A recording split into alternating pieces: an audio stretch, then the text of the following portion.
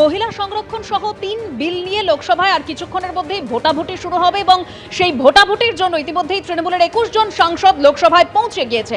আরো তথ্য আমরা জানবো আমাদের প্রতিনিধি বিজেন্দ্র সিংহর কাছ থেকে। বিজেন্দ্র, দেখো, যে 3টি বিল গতকাল পেশ করা হয়েছিল সরকারের তরফ থেকে, তার ডিবেট এখনো চলছে। কিছুক্ষণের মধ্যে অমিত শাহ তার জবাব দেবেন এবং তারপরে ভোটাভুটি হবে। যেহেতু 3টে বিলের মধ্যে একটা সংবিধান সংশোধনী বিল রয়েছে, সেটাকে পাস করানোর জন্য 2/3 মেজরিটি লাগবে সরকারের কাছে। সেই নম্বর সরকারের কাছে এই মুহূর্তে নেই। গতকাল প্রধানমন্ত্রী তার ভাষণে আপিল করেছিলেন বিরোধীদের কাছে কি আপনারা এই বিলগুলোকে সমর্থন করুন। তিনি কোনো ক্রেডিট নেবেন না, ব্ল্যাঙ্ক চেক দিচ্ছেন কি বিরোধীরাও এর শ্রেয় পাবে, এবং তিনি বিজ্ঞাপন দিয়ে বলবেন কি বিরোধীরা এটাকে সমর্থন করেছিল।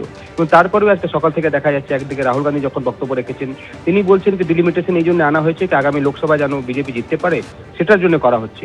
অখিলেশ যাদবরাও একই অবস্থান নিয়েছেন কি ওবিসিকে এখানে সংরক্ষণ দিতে হবে, এবং যেভাবে আসামে এবং জম্মু কাশ্মীরে ডিলিমিটেশন করা হয়েছিল বিধানসভাগুলোর জন্য, এখন পুরো লোকসভাকেই সিটগুলো এভাবে করে দেবে বিজেপি, যেখানে তারা জয়ী হবে আগামী লোকসভায়।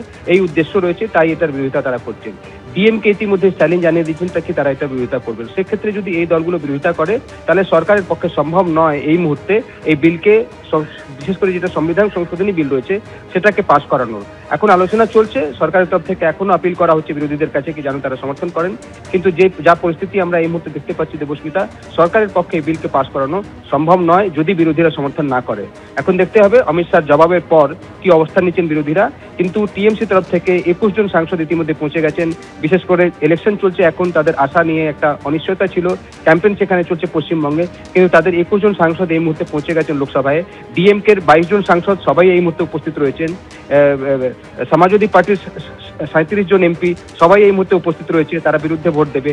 কংগ্রেসের প্রায় সব এমপি এই মুহূর্তে লোকসভায় রয়েছেন। সেক্ষেত্রে সরকারের ক্ষেত্রে এই বিলকে পাস করানোর সম্ভাবনা কম রয়েছে। এখন দেখতে হবে অমিত শাহ কি প্রতিশ্রুতি দিচ্ছেন বিরোধীদেরকে, এবং ভোটাভুটিতে অংশ নিয়ে বিরোধীরা কি অবস্থান নিচ্ছে। ধন্যবাদ বিজেন্দ্র।